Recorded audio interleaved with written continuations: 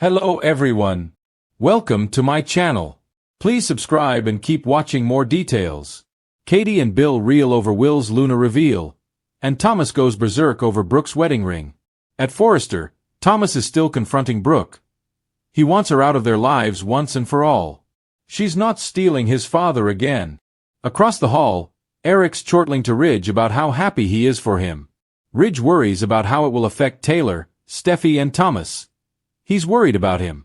Eric shrugs that she'll find somebody else. Making it loud and clear where the story's going, Ridge repeats that he's worried about Thomas. Eric reminds us of his mental health issues and fears how he'll react when he discovers Ridge and Brooke are married. Meanwhile, placing no blame on his father, Thomas rants about Brooke about orchestrating his mother's pain. Spotting the wedding ring on her finger, he gawps, "You're married to my father again?" Thomas fixates on his mother getting her heart ripped out and vows this isn't how this story ends. If Brooke thinks it does, she is wrong. Dead wrong. Interesting choice of words. Just saying. As Eric congratulates Ridge on winning the love of the woman they've both bed and wed, across the hall, Thomas is still ranting about the insta-wedding. She insists it was his father's idea, but he doesn't believe her.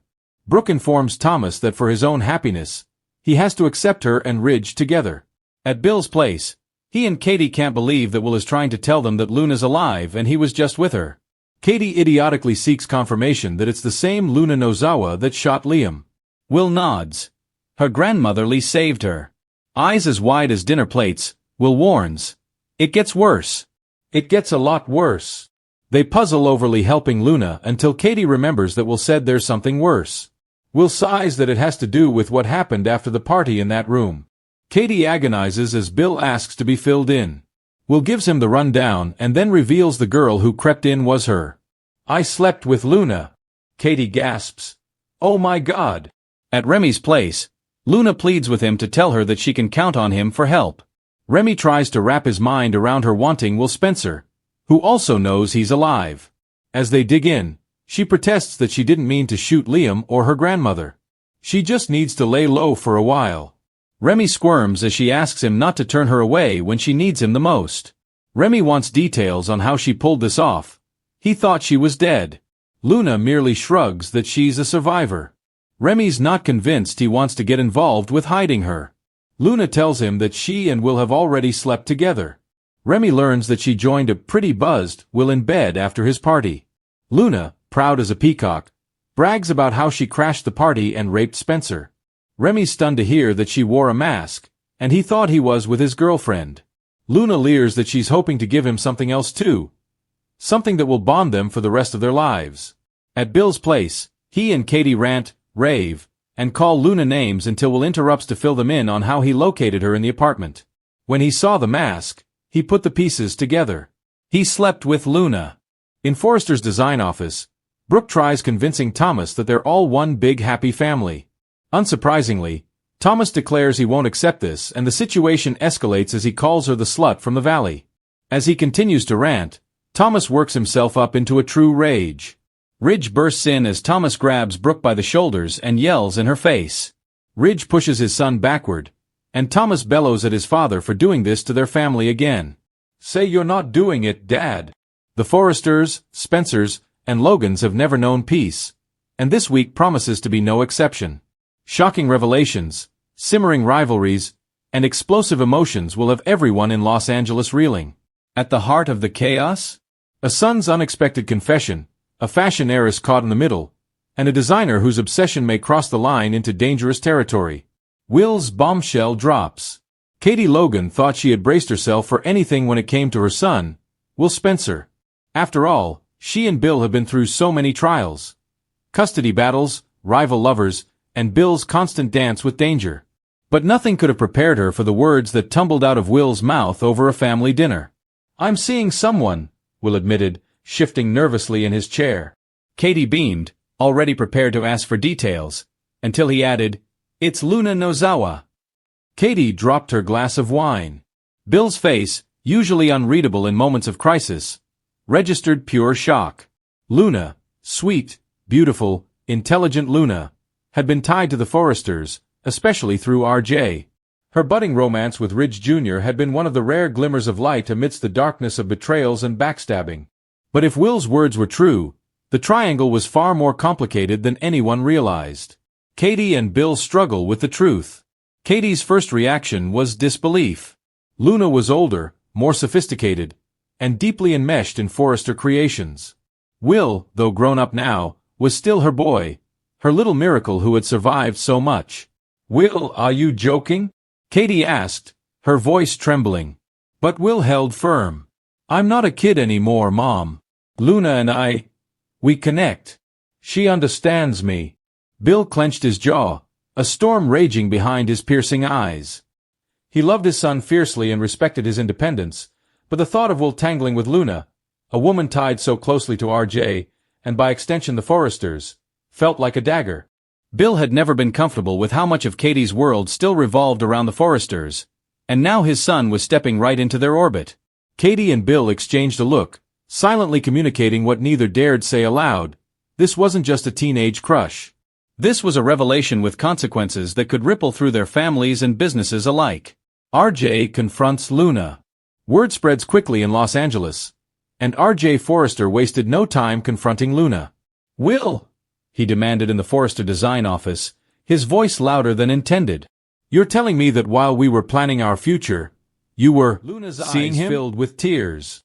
She never wanted to hurt RJ, but the truth was more complicated than it appeared. Will had been there for her during a vulnerable moment, when RJ was caught up in Forrester drama and distracted by family obligations. Their friendship had grown, and one night had turned into something more. "I didn't plan this, RJ," Luna whispered. "But I can't deny what I feel." Her words cut him deeper than any blade could. The Logan Forrester-Spencer web had tangled once again, and RJ was left wondering if he had lost Luna forever. Bill's protective rage. Bill's instinct was to storm into Forrester and demand answers, but Katie urged caution. Still, he couldn't help himself. Facing Ridge in the CEO office, Bill let his fury loose. "Keep your family out of mine," Bill snarled. "I won't let Will get pulled into the endless cycle of Logan and Forrester drama.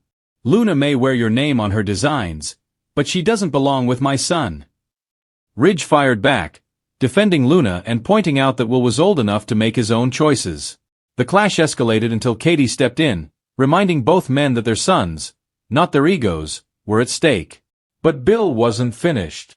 Beneath his protectiveness lay a deeper fear, that history would repeat itself, that Will would be hurt just as Bill had been by love tangled in the Logan Forrester web. Meanwhile, Thomas fixates on Brooke. As the Luna-Will bombshell rattled one half of the canvas, another storm brewed across town. Thomas Forrester, fresh off what he believed was a breakthrough in his personal life, found himself blindsided when he caught sight of Brooke Logan. Not just Brooke, but Brooke's hand. The gleam of a wedding ring caught his eye during a family gathering, and his mind spiraled instantly. He had convinced himself that his connection to Hope had made him whole, that his obsession with Brooke was buried deep in the past. But seeing that ring, shiny, bold, a symbol of her eternal bond with Ridge, ignited something dark within him. Brooke noticed his gaze lingering, and an uneasy shiver ran down her spine. She had dealt with Thomas's intensity before, but this felt different. More dangerous. Hope caught in the middle.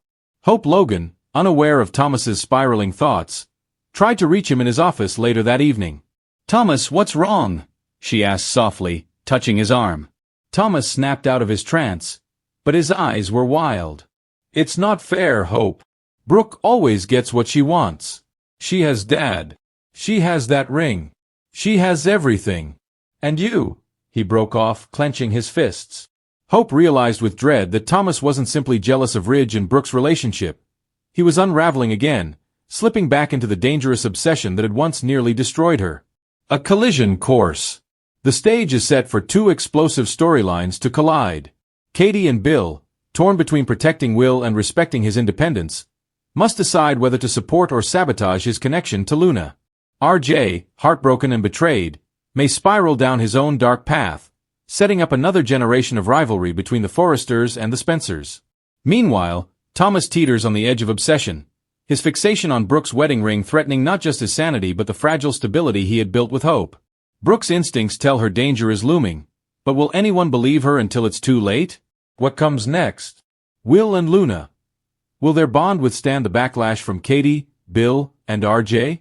Or will Luna be forced to choose between love and loyalty? Bill and Ridge. Their clash over their sons reignites old rivalries. Could this spill over into Forrester versus Spencer business warfare? Thomas's downward spiral. If Thomas can't shake his obsession with Brooke, could he end up losing everything, including Hope, Douglas, and his grip on reality? In Los Angeles, love is never simple, loyalty is always tested, and obsession has a way of consuming even the strongest hearts. Katie and Bill reel, RJ lashes out, and Thomas's berserk fixation may put Brooke, and everyone she loves, in danger. The only certainty? The fallout will be unforgettable.